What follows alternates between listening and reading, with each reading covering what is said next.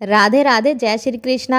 आप सभी का स्वागत है आपके अपने चैनल कान्हा पूनम क्रिएशन पर। तो चलिए आज सुनते हैं पूजनीय महाराज श्री अनिरुद्ध आचार्य जी के मुख से भागवत कथा। और भागवत कथा का पूरा आनंद लेने के लिए आप लोग प्लीज़ वीडियो को अंत तक देखिएगा। सबसे बड़ा धर्म है परहित, परोपकार। आप जितना सबसे बड़ा धर्म क्या है बताओ, धर्म किसे कहते हैं? आपके जीवन में धर्म है या नहीं है? धर्म जिसके जीवन में जितना ज्यादा है वह उतना सुखी है। आपको सुखी कौन करता है? पैसा या धर्म? जीवन में पैसा होना आवश्यक है या धर्म का होना आवश्यक है? बताइए जोर से, क्या होना चाहिए? धर्म, पैसा नहीं। पैसा तो होगा ही, और पैसा तो बहुत है या कम है वो अपना अलग विषय हो गया, पर धर्म बहुत होना। जिसके जीवन में जितना धर्म है वह उतना सुखी। हाँ या ना? कैसे समझो। एक नारी अपने पति के अतिरिक्त दूसरे पुरुष को देखती है, दूसरे पुरुषों से बात करती है, और एक नारी है जो अपने पति के सिवा पराये पुरुष को किसी प्रकार से सपने में भी नहीं देखती। अब बताओ इन दोनों नारियों में धर्म किसके पास है? फटाफट बताओ, बताओ धर्म किसके पास इन दोनों स्त्रियों में? जो सबको देखती है, जो सबको देखती है, या जो सिर्फ अपने पति के सिवा सपने में भी किसी को नहीं देखती? तो धर्म इसके पास है। धर्म है। जो आदमी अपने धर्म का पालन करता है वह यहां भी सुखी है और वहां भी सुखी है। लोक परलोक दोनों। आपके अच्छे काम आपका लोक परलोक संवारते हैं, और आपके बुरे काम आपका लोक परलोक दोनों बिगड़ेगा तो एक नहीं बिगड़ेगा, बिगड़ेंगे तो लोक परलोक। इसलिए धर्म का होना जरूरी है। इसलिए धर्म की मात्रा बढ़ाओ। धर्म क्या है? सत्य बोला करो, ये धर्म है। भाई हम नहीं झूठ बोलेंगे, भाई हमें धन्ना सेठ नहीं बनना, हमें सामान्य जिंदगी जीनी है ईमानदारी से। हम बेईमानी नहीं करेंगे। हमें नहीं कमाना 10 रुपए, हमें 2 रुपए कमाना है, पर ईमानदारी के। अब ये निर्णय आपको लेना है कि आप अधर्म के साथ चलना चाहते हैं या धर्म के साथ चलना चाहते हैं। कुछ लोग बेईमानी इसलिए करते हैं, उन्हें रातों रात धन्ना सेठ बनने की चाह होती है, चाहत होती है, करते हैं बेईमानी। लेकिन एक बात बताऊं, जो बेईमानी करके तरक्की कर जाते हैं वो जितनी तेजी से ऊपर जाएंगे उतनी तेजी से नीचे आ जाएंगे। शास्त्र कहते हैं बेईमानी का धन सिर्फ 10 साल ठहरता है, 11वें साल वापस होना शुरू हो जाएगा। कितने साल मौज करेंगे आप?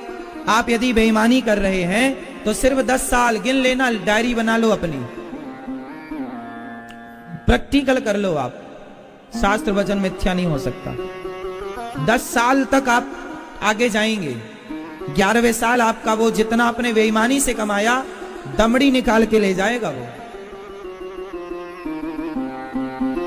और जो ईमानदारी का धन होता है वो पीढ़ियों तक चलता है, पीढ़ियों तक। ईमानदारी का धन कहां तक चलता है? पीढ़ियों तक। और बेईमानी का 10 साल के अंदर, 11वें साल, 10 साल के अंदर ही वो दिखा देगा प्रभाव, पर अधिक से अधिक 10 साल पूरे 11वें साल।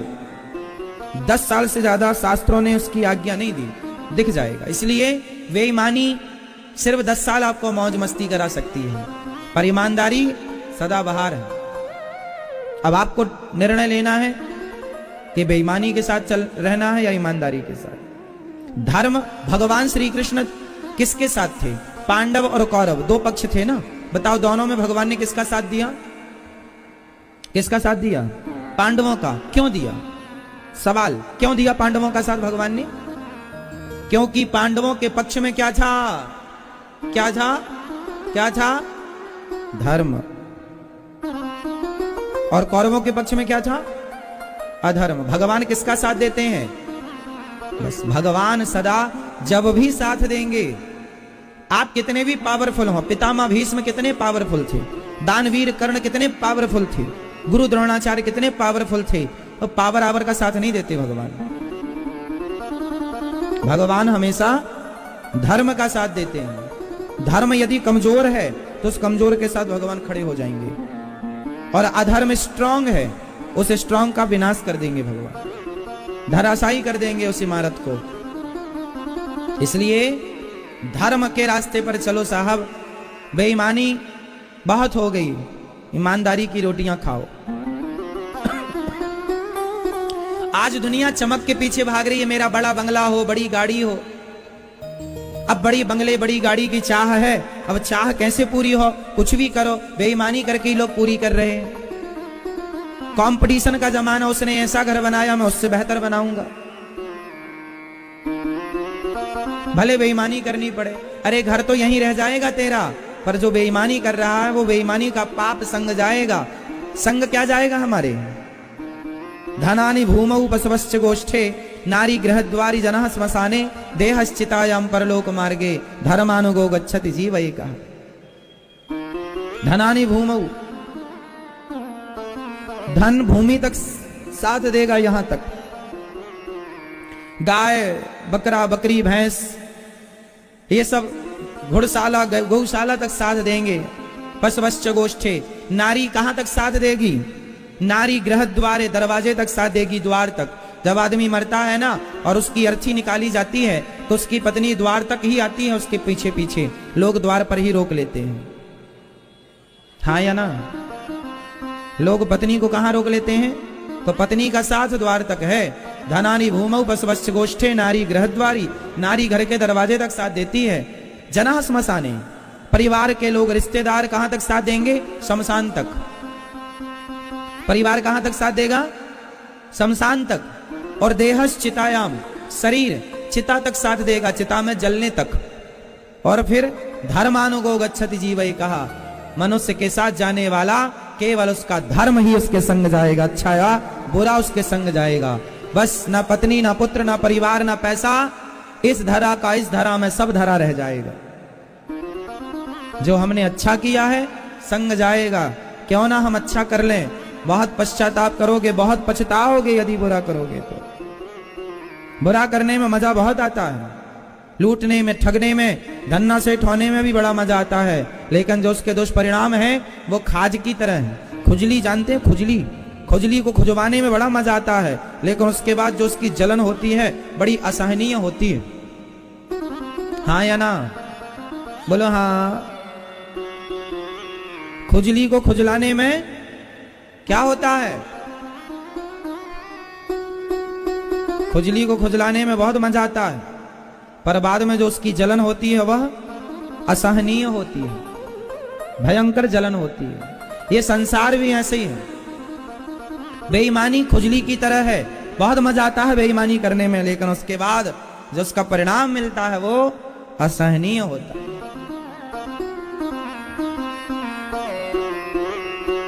इसलिए कौन देख रहा है हमें? कौन देख रहा है? हाँ। तो भगवान सबका हिसाब किताब करते हैं। आप लोगों से बस यही प्रार्थना है कि आप जो उम्र बची है, जो समय बचा है, अब उसका सदुपयोग करो। बहुत कर लिया गलत काम, झूठ कपट बेईमानी। अपने बच्चों को भी समझाओ कि बेटा ईमानदारी से ही अपना जीवन गुजारा करो। भगवान मनुष्य का धर्म है ईमानदारी से धर्म का पालन करना, सत्य बोलना, दया रखना, ये सब धर्म के मूल है। अच्छा बताओ, भगवान सगुण है या निर्गुण है? बताओ। भगवान सगुण भी हैं और भगवान निर्गुण भी हैं, साकार भी हैं और निराकार भी हैं। जैसे पानी निराकार होता है, पर जब वही पानी बर्फ होता है तो वह साकार हो जाता है। उसी प्रकार ईश्वर तो निराकार है, पर जब भक्त और भक्तों के लिए वह भगवान जैसे पानी बर्फ में पानी फ्रिज में रख देने से बर्फ होकर साकार हो गया, उसी प्रकार भगवान जो निराकार हैं वह भक्तों के प्रेम के कारण सगुण साकार बन के प्रकट होते हैं, कभी राम कभी कृष्ण बनकर। तो वह निराकार भी, कोई निराकार में मन लगाए तो अच्छा, कोई साकार में मन लगाए तो अच्छा। भगवान का रूप रंग क्या है बताओ, भगवान कैसे दिखते हैं मेरी मां? भगवान दिखने में कैसे हैं? गोरे हैं, काले हैं, कैसे हैं भगवान? बताओ, आप बताओ। सांवले हैं? आप बताओ भगवान कैसे दिखते हैं? मैं ये बताओ।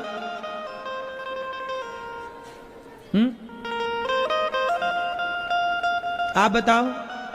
आप सांवले हैं? आप बताओ भैया कैसे हैं भगवान? हाँ, ना भगवान गोरे हैं, ना भगवान काले हैं, ना हरे हैं, ना पीले हैं, ना सांवले हैं। भगवान वैसे हैं जैसी आपकी भावना, जाकी रही भावना जैसी, प्रभु मूरत देखी तिन तैसी। जो जिस भाव से भगवान को देखे, भगवान का वो रूप है, वही रंग है जो आपकी भावना। भगवान का अपना कोई रूप रंग नहीं है। भक्तों की भावना से भगवान अपना रूप रंग धारण करते हैं। जो मुझे जिस भाव से जिस रूप में भजेगा, मैं उसे उस रूप में आकर के दर्शन दूंगा। भगवान का कोई रूप नहीं। भगवान सिर्फ भक्तों के अधीन है, हो जाता है। तो भगवान सगुण भी हैं, निर्गुण भी हैं। भगवान का कोई रूप रंग नहीं है। गोरे भी भगवान, सांवले भी भगवान, जो जिस भाव से भजे वो भगवान। भगवान के नाम कितने हैं? कौन बताएगा भगवान के नाम कितने? आप बताओ भैया, भगवान के कितने नाम हैं? अनेक। 5 नाम बताओ भगवान के। आप सिर्फ 5 नाम फटाफट बता दो। भगवान के 5 नाम कौन कौन से हैं? अनेक नाम है ना, उन अनेक में 5 बताओ आप। कृष्ण, दूसरा गोपाल, माधव, गोविंद, कृष्ण, ये तो पहला ये वही था ना। केशव, ठीक है। 5 नाम आप बताओ। 5 नाम आप बताओ बेटा। आप हाँ,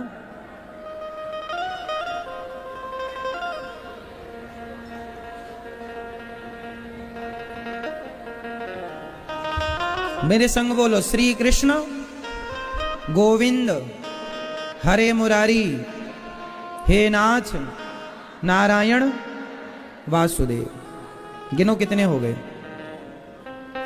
श्री कृष्ण गोविंद हरे मुरारी हे नाथ नारायण, नारायण वासुदेव, नारायण वासुदेव।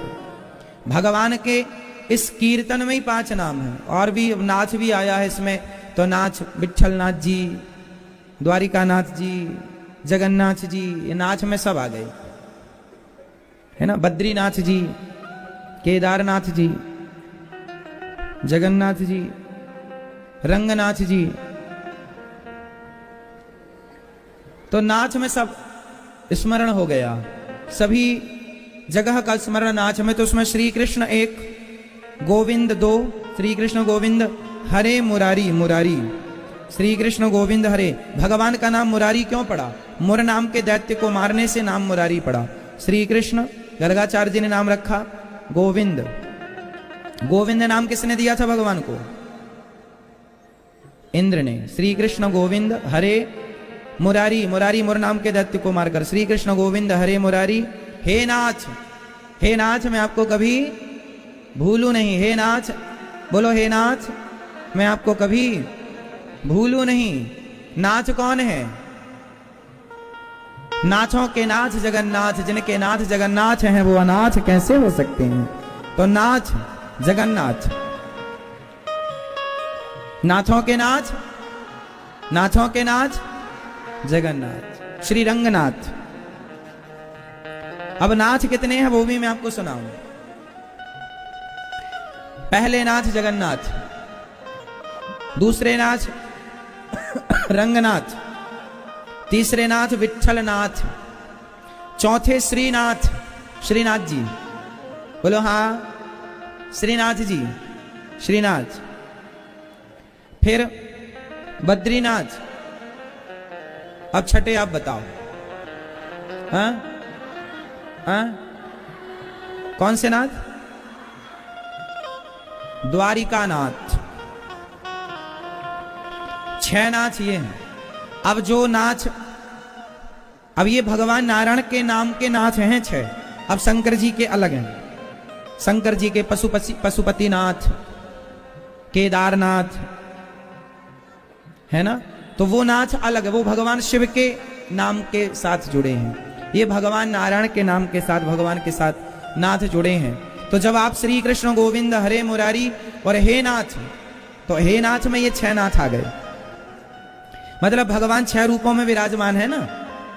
श्रीनाथ जी के रूप में विराजमान है, जगन्नाथ जी के रूप में, रंगनाथ जी के रूप में, भगवान शंकर के रूप में वो शंकर जी के नाम बद्री, केदारनाथ, पशुपतिनाथ इत्यादि वो नाम अलग हैं, वो अतिरिक्त हैं। 6 से अधिक वो भगवान शिव के नाम हो गए।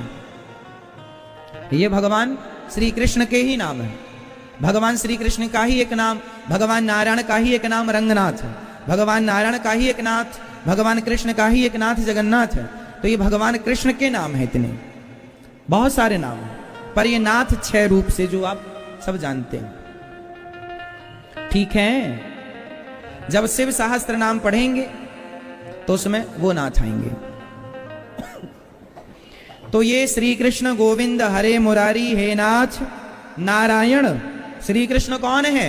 नारायण। देखो आ गया ना नारायण, वासुदेव,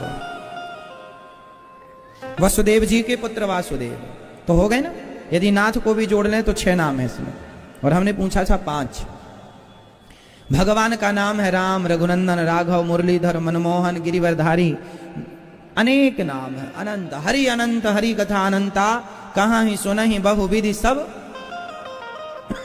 संता। तो अनेक नाम है भगवान, अनेक रूपों में विद्यमान है भगवान। अच्छा ये बताओ, भगवान कृष्ण जी और राम जी में बड़े कौन हैं? भगवान श्री कृष्ण और भगवान श्री राम जी में बड़े कौन? कौन बड़े? कौन बड़े? कौन बड़े? कौन बड़े? ओ बड़ छोट कहत अपराधु। इन दोनों में छोटा बड़ा मानना अपराध है।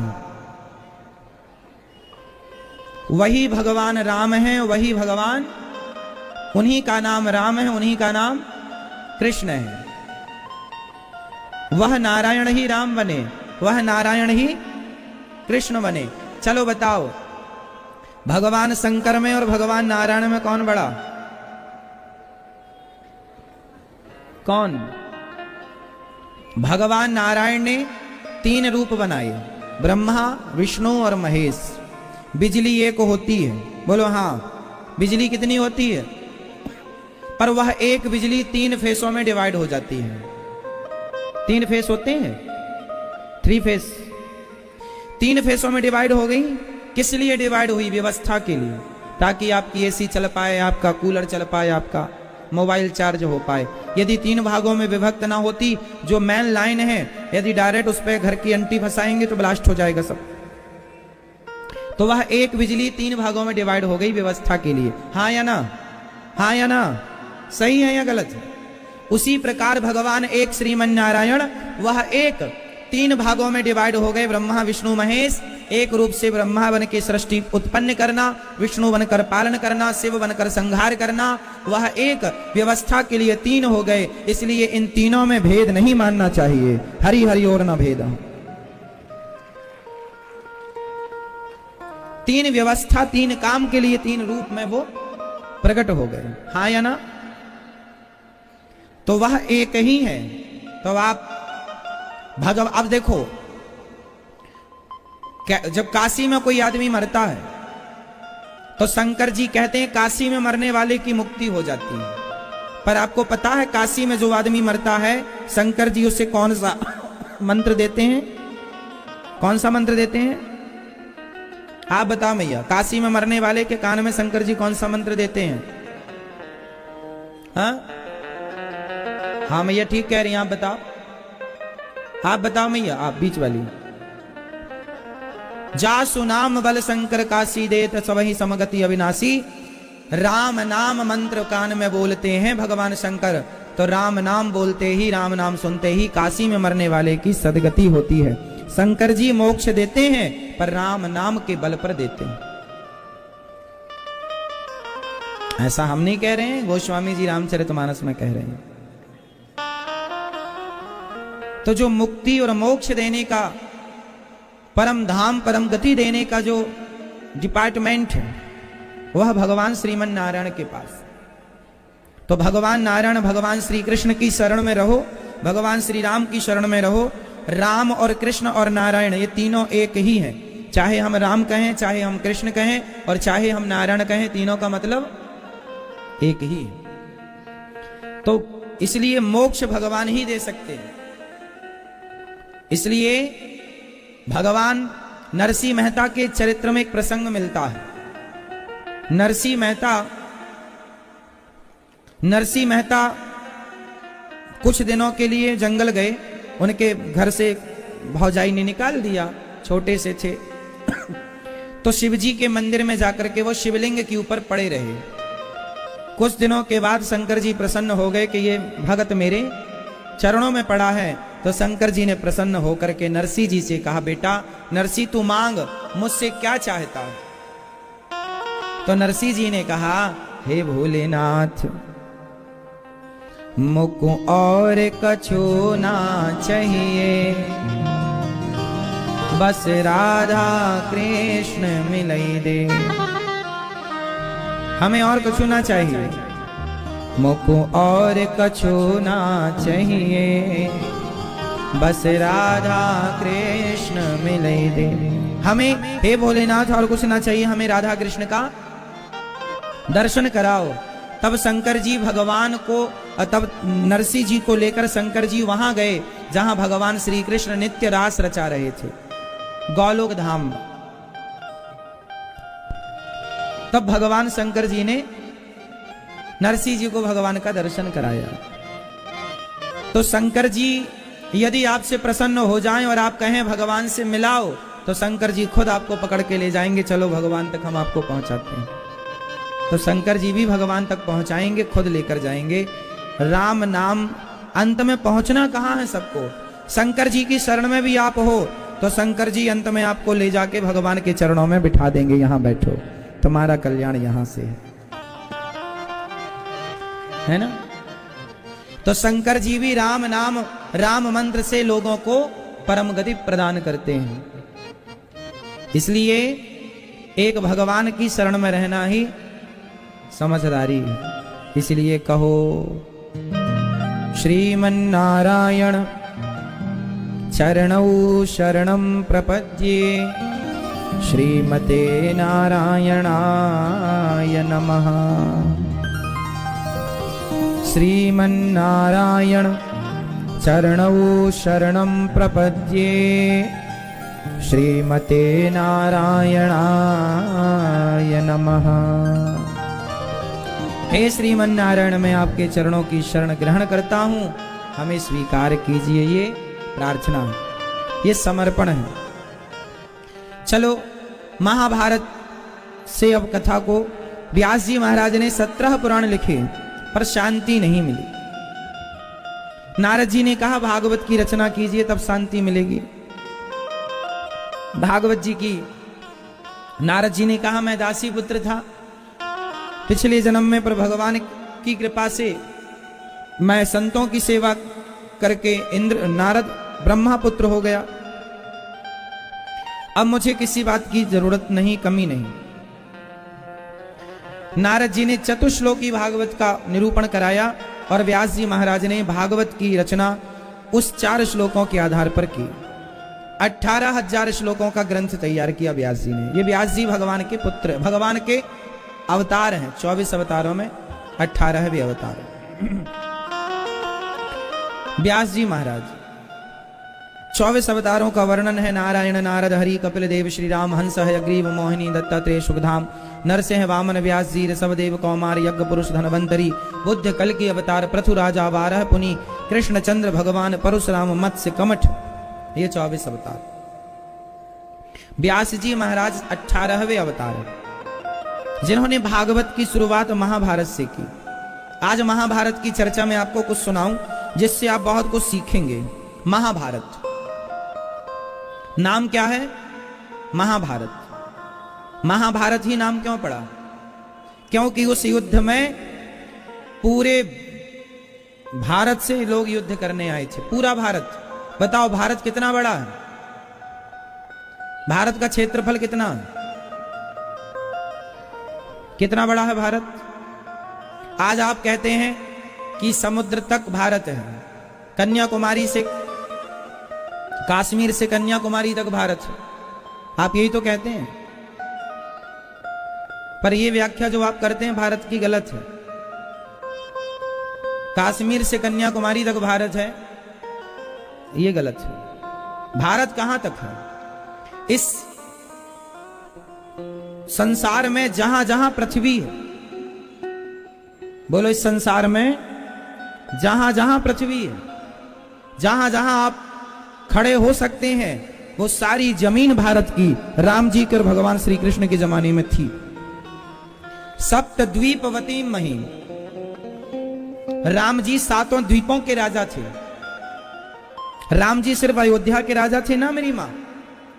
भारत जो आप व्याख्या करते हैं ना, कन्याकुमारी तक, कश्मीर से, सिर्फ ये नहीं, चाहे वो चाइना का पूरा, चाहे वो अफ्रीका हो, अमेरिका हो, चाइना हो, जापान हो, भूटान हो, इत्यादि, जहां जहां आपको दिखाई पड़ रहा सब भारत की भूमि थी।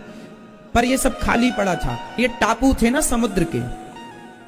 हमारे राजा महाराजा क्या करते थे? लोगों को देश निकाला दे देते थे जो गलत करते थे, तो नाव में चढ़ के वो जाते थे, जिसकी नाव जहां रुक गई जिस टापू पे, वहां रहने लग गया। 2 से 4, 4 से 6 होते होते जनसंख्या बढ़ती गई, बाद में वह देश हो गया। मूल भारत ही है। इस धरती पे मानव जाति सबसे पहले कहां विकसित हुई?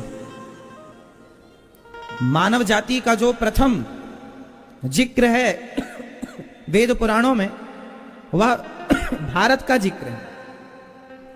यहां मानव जाति सबसे पहले उत्पन्न हुई है ना, और कहीं नहीं। हमारे देश के राजाओं ने जो गलत करने वाले थे उनको निकाला दिया देश का, तो जो जिस टापू पे जाके रुकता गया, जिसकी नाव जहां रुकी, वो एक धीरे धीरे हजारों सालों बाद वो एक देश के रूप में विकसित हो गया। अब जैसे हमारे भारत की विडंबना देखिएगा। आप लोग पढ़ते हैं, आपके सिलेबस में एक सब्जेक्ट है, आप देखिएगा गौर से, डार्विन के बारे में आप पढ़ते हैं। बोलो हाँ या ना? डार्विन के बारे में पढ़ते हैं आप? बताओ डार्विन का जन्म कब हुआ? बताओ डार्विन का जन्म कब हुआ? डार्विन का जन्म हुआ था 12 फरवरी 1809। डार्विन का जन्म कब हुआ? 12 फरवरी 1809। आज से लगभग 200 साल पुरानी बात होगी और क्या। 18, 19 और ये 2000 चल रहा है, 22, 2200 वर्ष से कुछ ऊपर है, कुछ साल, यही ना। आप देख लीजिएगा, डार्विन का जन्म हुआ है 200 साल पहले, 1809 में। उन्होंने थ्योरी दी कि हम बंदरों की संतान हैं। थ्योरी दी उन्होंने कि हम, बोलो, हम किसकी संतान हैं? जोर से, हम किसकी संतान हैं? ऐसा किसने कहा? डार्विन ने। कितने साल पहले कहा? 200 साल पहले।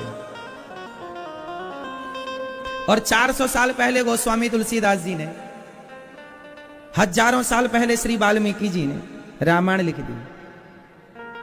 हाँ या ना?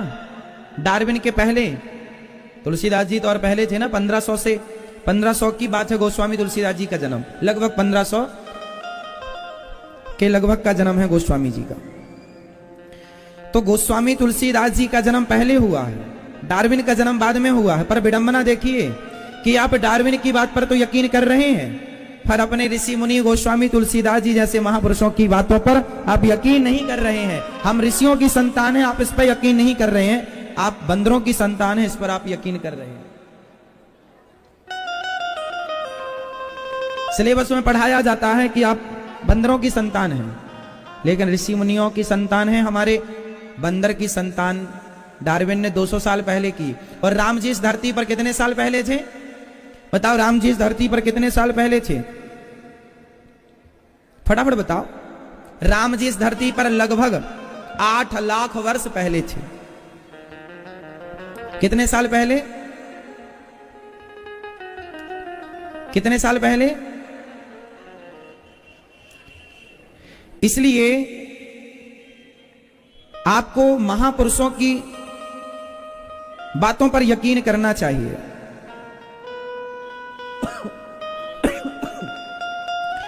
तुलसीदास जी महाराज का जन्म हुआ था 1554। डार्विन का जन्म हुआ 1809। तो तुलसीदास जी पहले आए कि डार्विन पहले आए? गोस्वामी तुलसीदास जी ने रामचरितमानस पहले लिख दी, जिसमें राम जी का रूप क्या लिखा कि विप्रधेनु सुर संतहित लीन मनुज अवतार। राम जी मनुष्य बनकर आए 1518, 15, 16, 17, 18, मतलब डार्विन के जन्म होने के 300 साल पहले, डार्विन के पैदा होने के 300 साल पहले गोस्वामी जी ने रामचरितमानस लिख दी। आप रामचरितमानस को नहीं पढ़ रहे हैं। तुलसीदास जी ने जो थ्योरी दी कि युग सहस्त्र योजन पर भानु लील्यो ताहि मधुर फल जानू, इस थ्योरी पर आप काम नहीं कर रहे हैं, इस थ्योरी को नहीं पढ़ रहे हैं। और डार्विन ने कहा कि आप बंदरों की संतान हैं, आप उसकी बात मान गए? मान गए आप उसकी बात? आप विडंबना पता है क्या हमारे देश की रही है? हमारे देश के लोग हमारे देश के वेद पुराण इतिहास इसको नहीं पढ़ते, इसको वो नहीं मानते। विदेशी कोई आदमी कुछ कह देगा मान जाएंगे, अरे उसने कह दिया। लोग कहते हैं शेक्सपियर ने कितने सारे शब्द दिए, कितने सारे ये दिए। अरे राम राम, तुलसीदास जी ने श्री रामचरितमानस में जितने नए नए शब्द हम लोगों को दिए हैं, शेक्सपियर की पूरी डिक्शनरी में इतना नहीं है। आप पढ़ो तो, हिस्ट्री तो पढ़ो, आप प्राचीन भारत का इतिहास तो पढ़ो। आप अपना इतिहास पढ़ेंगे तो डूब जाएंगे। अपने इतिहास में कोई कमी नहीं है, हमें डार्विन के बारे में पढ़ने की जरूरत ही नहीं है, और ना हमारे बच्चों को पढ़ाने की जरूरत है। हमें तुलसीदास जी का साहित्य पढ़ाना चाहिए, सूरदास जी, कबीरदास जी, मीराबाई, इन महापुरुषों का साहित्य पढ़ाना चाहिए। पृथ्वी से सूर्य की दूरी कितनी है? लगभग 14 अरब किलोमीटर दूर है, यह साइंस कहता है। हमारे तुलसीदास जी ने पहले कह दिया था 1554 में जन्म लेने के कुछ वर्ष बाद कि पृथ्वी युग सहस्त्र योजन पर भानु। अब युग सहस्त्र, अब इससे योजन की दूरी का हिसाब लगाओ। युग सहस्त्र का मीन्स मतलब क्या हुआ? अब देखो, एक युग कितने वर्ष का होता है? कलयुग कितने साल का है? 4,32,000 वर्ष का कलयुग है। द्वापर ठीक दुगना है, 8,64,000 द्वापर। फिर त्रेता ठीक कलयुग से तिगुना, और सतयुग कलयुग से ठीक चौगुना, 17,96,000 सतयुग। अब ये चारों युगों का हिसाब करके आप योजन से जोड़ घटा लीजिएगा, वही निकल आएगा जो साइंस कह रहा है। पृथ्वी से सूर्य की दूरी कितनी है? कुल मिलाकर विडंबना ये रही कि हम भारत के इन ऋषि मुनियों पर विश्वास नहीं करते। हम कहते हैं गुरुत्वाकर्षण का सिद्धांत न्यूटन ने दिया। अरे न्यूटन कैसे दे सकता है? गुरुत्वाकर्षण का सिद्धांत तो हमारे यहां महर्षि कणाद ने दिया। हमारे यहां कब से ये सिद्धांत जीवित हैं। हमारे वेद पुराणों में सिद्धांतों का कितना जिक्र है। भीम भैया ने हाथी फेंके जो गुरुत्वाकर्षण के ऊपर जाके पहुंचे। हनुमान जी ने रावण की अमर सेना फेंकी जो जाकर के ऊपर जाकर के गुरुत्वाकर्षण के ऊपर पहुंच गई। ये सारी चीजें हैं ना, पहले से पता था ना। तो आपको गलत पढ़ाया जाए तो आप गलत पढ़ लेंगे, इसलिए आपको सही पढ़ाना चाहिए और सही पढ़ना चाहिए। अपना इतिहास भी पढ़ना चाहिए, अपने बारे में जानो, है ना। आपको अपने बारे में जानना चाहिए। यदि आपने अपने बारे में नहीं जाना तो आप अधूरे रह जाएंगे, आप पूरे तब माने जाएंगे जब हमें औरों का ज्ञान, हमें पड़ोसियों के बारे में ज्ञान कम हो पर खुद के बारे में ज्यादा ज्ञान हो। पड़ोसियों के घर में शक्कर है कि नहीं, पड़ोसियों के घर में गुड़ घी है कि नहीं, हमें यह ज्ञान होना चाहिए। या हमारे घर में गुड़ घी शक्कर खत्म हो गया, यह ज्ञान होना चाहिए। हमारे घर का हमें ज्ञान होना चाहिए कि पड़ोसियों का क्या बेहतर है। जोर से, पड़ोसियों के घर में चीनी कम पड़ रही है, वो ज्ञान रखना ठीक है, या हमारे घर में चीनी कम है, यह ज्ञान रखना ठीक है। जोर से। इंग्लैंड ने क्या खोजा, हमें इससे कोई मतलब नहीं, हमने क्या खोजा। रसिया ने क्या खोजा, हमें इससे मतलब नहीं, हमने क्या खोजा। डार्विन ने क्या थ्योरी दी, न्यूटन ने क्या थ्योरी दी, हमें इससे मतलब नहीं है। हमारे ऋषि मुनियों ने हमें क्या ऐसी थ्योरी जो आज आप कह रहे हैं, क्या ऐसा पहले हुआ है? हाँ हुआ। आप अपने को तो देखो कि आपके घर में क्या है। आपके घर में साइकिल थी और आपके पड़ोसी ने साइकिल खरीदी। अरे साइकिल चलो साइकिल देखने चलते हैं। तेरे घर में पड़ी है पगले कचरे घर में, उसको निकाल ठीक कर, तेरे घर में भी साइकिल है। तो दूसरे की साइकिल देखने जाता। कहते हैं राइट ब्रदर्स ने विमान बना दिया, 1903 में उड़ा दिया। अरे उसने बाद में बनाया, हमारे यहां दलपति जी ने पहले ही बना दिया था। विडंबना तो यह है ना कि हमारे अपने लोगों को पहचान नहीं मिली, नाम नहीं मिला। आविष्कार हमने किए हैं हमारे देश ने, पर उसे नजरअंदाज कर दिया गया है। इसलिए मैं आपसे निवेदन करूंगा कि अपने इतिहास को जानने की जिज्ञासा बढ़ाओ।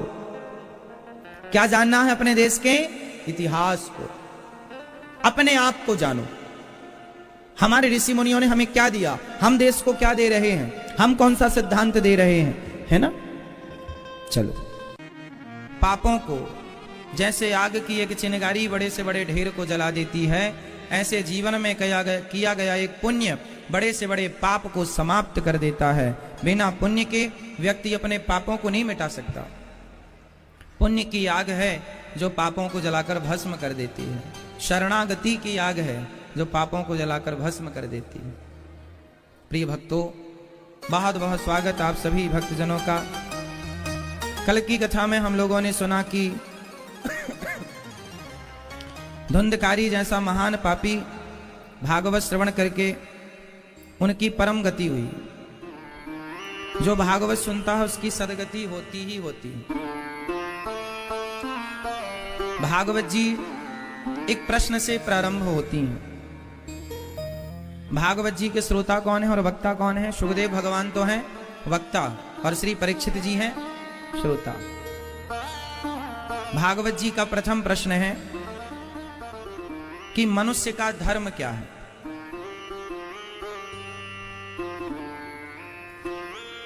मनुष्य का धर्म क्या है? प्राणियों के कल्याण का साधन क्या है?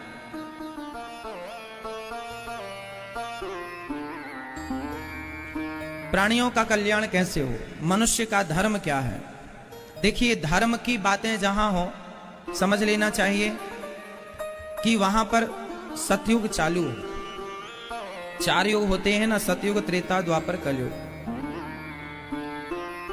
आज ही हमसे एक बहन पूछ रही थी कि क्या ये 4 युग कितनी बार आते हैं और क्या हर बार के त्रेता युग में राम जी आते हैं?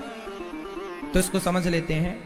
जैसे संडे मंडे हर बार आते हैं, हर सप्ताह में संडे, हर मंडे, हर सप्ताह में आना ही आना है। क्यों जी? सही।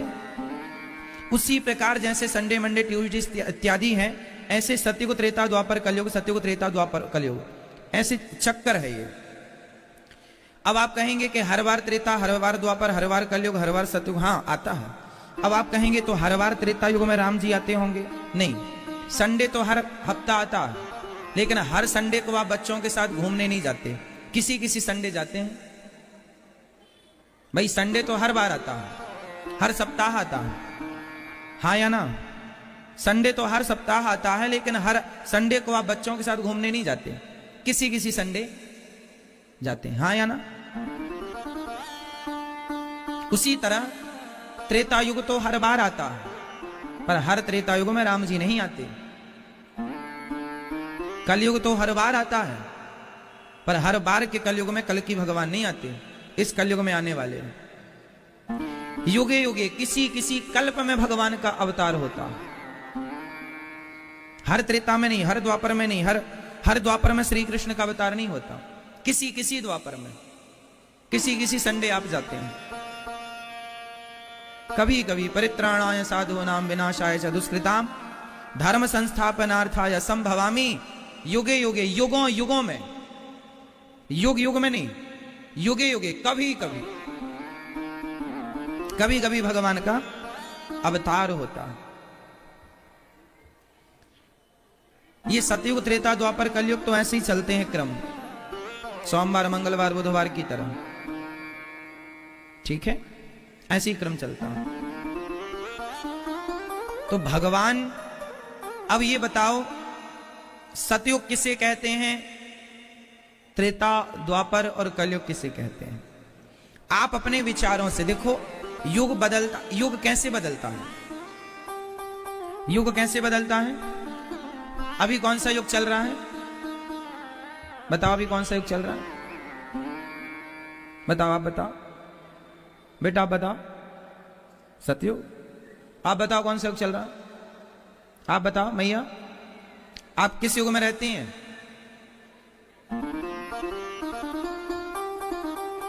कौन सा युग चल रहा है अभी? ये बच्चे ने सही बताया, अभी सतयुग चल रहा है। क्यों? वृंदावन में आप आए हैं और यहां बैठ के कथा सुन रहे हैं, तो जो कथा सुन रहे हैं, जिनका मन भगवान में लगा है, उनके जीवन में कलयुग कैसे चल सकता है? कलयुग तो उनके जीवन में चल रहा है जो उल्टी सोच रखे हैं, जो गलत काम कर रहे हैं। यहां कलयुग नहीं है अभी। अब मैं आपको बताता हूं कलयुग क्या है, सतयुग क्या है, द्वापर क्या है और त्रेता क्या है। जब आपके मन में धर्म ज्यादा हो, धर्म करने के विचार हो, धर्म करने के नए नए आइडिया हो, अच्छी थॉट आपके मस्तिष्क में पनप रहे हो, जन्म ले रहे हो अच्छे थॉट, अच्छे विचार, समझ लेना कि आप सतयुग में, जहां धर्म की अधिकता हो उसे धर्म कहते हैं, सॉरी उसे सतयुग कहते हैं। जहां धर्म की अधिकता हो उसे क्या, कौन सा युग कहते हैं? जोर से। जब आप धर्म ही करना चाहें, मेरे द्वारा ये भला हो जाए, मैं ये कर लूं, मैं अच्छे विचार, आप भले अपने घर में हैं पर अच्छे विचार आपके आसपास हैं, तो आप घर में भी सतयुग में ही हैं। अच्छे विचारों से आप सतयुग में पहुंच जाते हैं।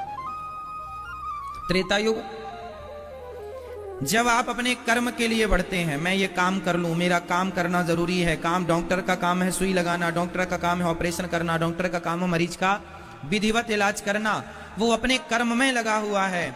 मीन्स यदि एक डॉक्टर ईमानदारी से अपने उस मरीज का इलाज करे, ये मानकर कि ये भगवान के रूप में मरीज है, एक दुकानदार ग्राहक के साथ भगवान के तुल्य व्यवहार करे कि मेरे द्वार पे आया अतिथि देवो भव, ग्राहक भगवान है, इस व्यवहार से, ईमानदारी से व्यवहार करे और ईमानदारी से कमाए, तो वो त्रेता युग में है। जहां कर्म प्रधान हो, जहां क्या प्रधान हो?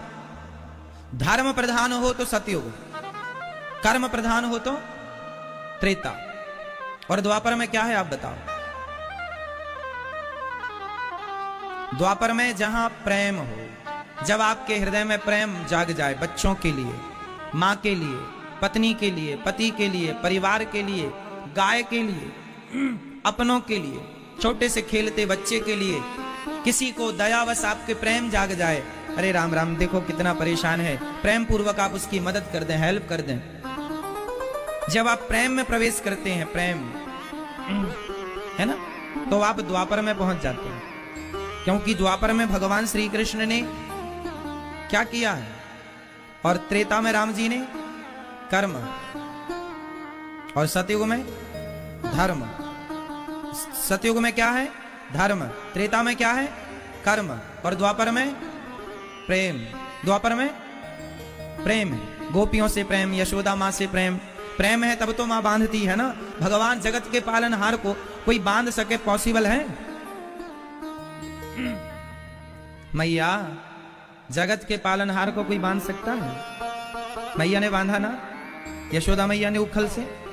किस लिए बांध दिया? क्योंकि गोपियों ने भगवान को नचाया। ताही अहिर की छोहरियां छछियां भरी छाछ पे, नाच नचावे लाला, थोड़ा नाच के दिखाओ, हम तुम्हें छाछ पिलाएंगी।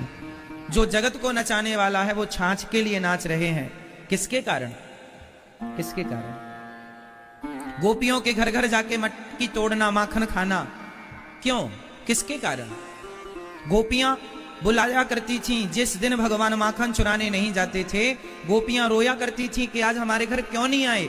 अरे माखन खाने के बहाने भगवान उन गोपियों के घर जाया करते थे जो गोपियां लाज के कारण, उस जमाने में ना पर्दा था कि बहू बेटियां, नई नई बहुएं घर से बाहर ज्यादा निकला नहीं करती थी, तो जो बाहर जा नहीं सकती थी उनके लिए भगवान उनके घर में जाके माखन खाने के बहाने उन्हें दर्शन देने जाया करते थे।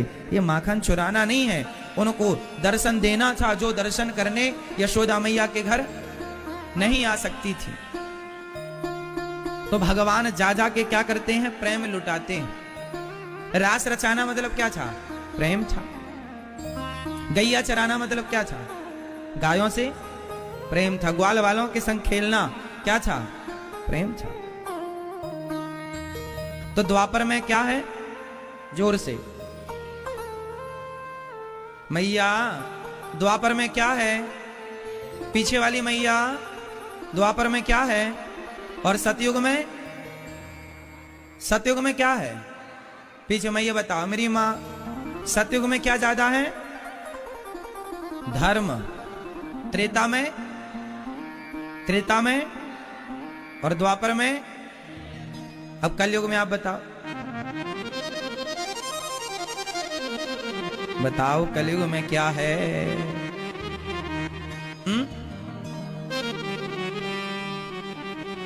कलयुग में ज्यादा क्या है?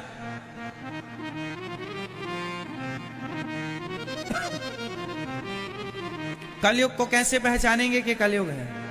पहचान, हर युग की अपनी पहचान होती है, हर चीज की पहचान, सोने की पहचान, हीरे की पहचान, पन्ना पुखराज, सबकी पहचान होती है। अच्छी क्वालिटी, बुरी क्वालिटी, अच्छी चीज बुरी चीज की एक पहचान होती है। कलयुग की पहचान, कलयुग में काम मीन्स विषय वासना। जब आपके मन में विषय वासना जाग जाए, समझ लेना कलयुग सवार हो गया है। जब आपके हृदय में धर्म जागे, समझ लेना सतयुग आ गए, सतयुग सवार है हमारे अंदर। जब कर्म जागे आप त्रेता में आ गए, जब प्रेम जागे आप द्वापर में आ गए, और जब काम वासना जाग जाए आप कलयुग में प्रवेश कर गए। ये है कलयुग। कलयुग के 4 स्थान और हैं जहां आप शराब में प्रवेश कर रहे हो। शराब, शराब पीते हैं आप में से कोई? दादाजी आप पीते हो? शराब पीते हो? रोज पीते हैं? कभी कभी? रोज पीते हैं? अच्छी लगती है आपको? बेटा है आपका, कहां? उसे भी पिलाते हैं कि नहीं? क्यों? अच्छी चीज हो तो पिलाना चाहिए ना। वो नहीं पीता, आप चाहते हैं। अच्छा आप बताओ, आप दिल से चाहते हैं कि मेरा बेटा शराब पिए? नहीं, नहीं चाहते। क्यों? अच्छी चीज नहीं है ना। तो जो चीज आपके बेटे के लिए अच्छी नहीं है वो आपके लिए अच्छी कैसे हो सकती है? जो आपके बेटे के लिए अच्छी नहीं है वो आपके लिए भी अच्छी नहीं है। और आप जैसे समझदार लोग शराब पिएंगे तो शराब ना पीने का संदेश समाज को कौन देगा? आप जैसे अच्छे लोग भी शराब पी करके गलत रास्ते पर चलेंगे तो समाज को सही मार्गदर्शन कौन दिलाएगा? आप जैसे, हम सबके, हमारे तो पिता तुल्य हैं आप, बूढ़े हैं, क्यों जी? सही है। यदि आप ही गलत रास्ते पर चल पड़े तो आने वाली युवा पीढ़ी को सही रास्ता दिखाएगा कौन? क्यों जी? सही है।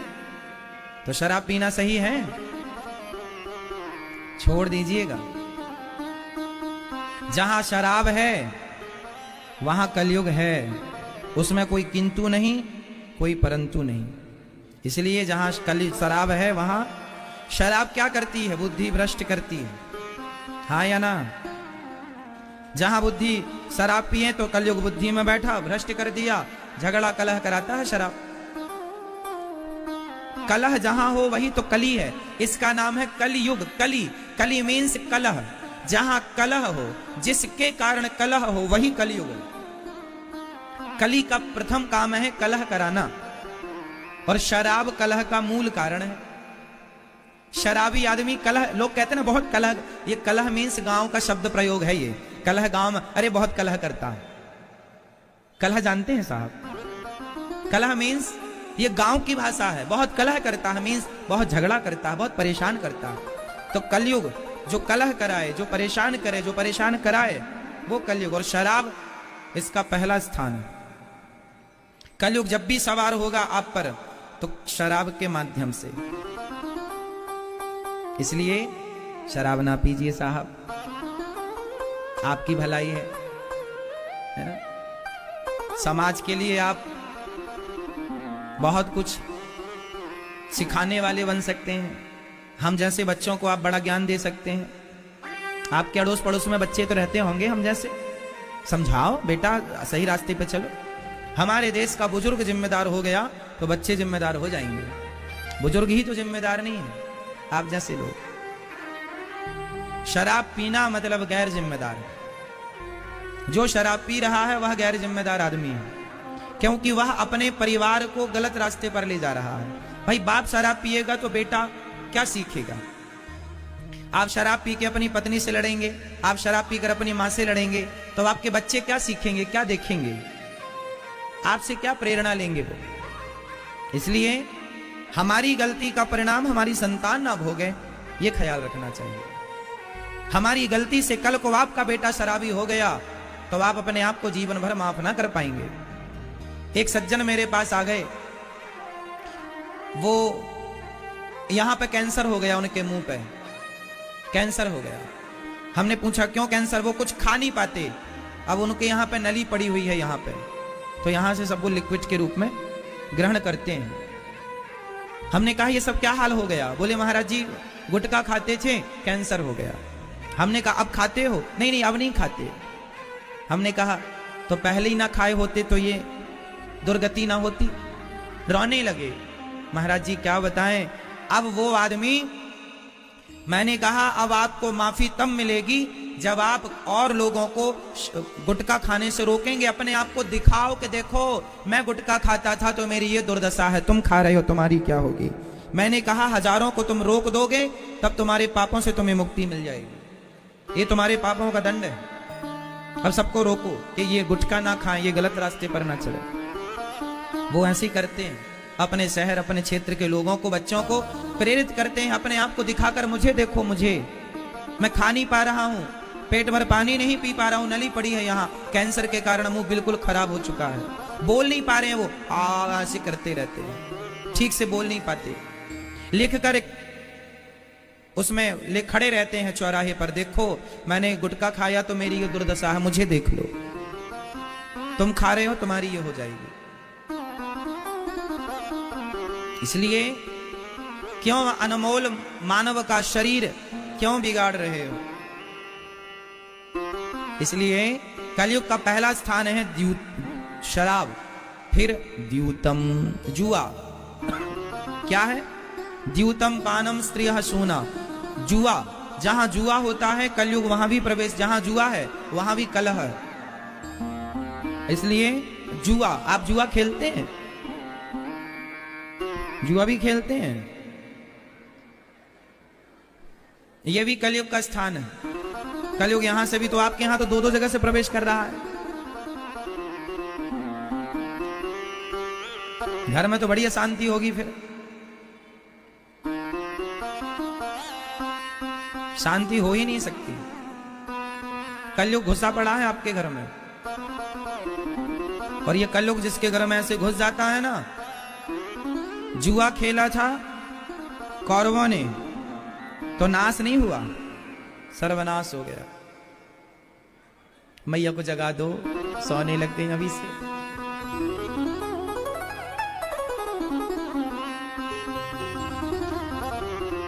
समझ रहे हैं? जहां जुआ होता है वहां नाश नहीं होता, वहां सर्वनाश हो जाता है। इसलिए जुआ कौरवों ने खेला था, सर्वनाश हो गया। भरी सभा में द्रौपदी को जुआ में ही तो हार गए थे ना। ये जुआ यही तो है, पत्नी का अपमान हो रहा है जुआ के कारण। इसलिए जुआ ना खेलो, वरना कौरवों की तरफ परिणाम होगा। द्यूतम पानम स्त्रिया। मैया, ओ पीछे वाली मैया, कहां जा रही हो मेरी माँ? जा रही हो घर? टी टाटा, जल्दी आना।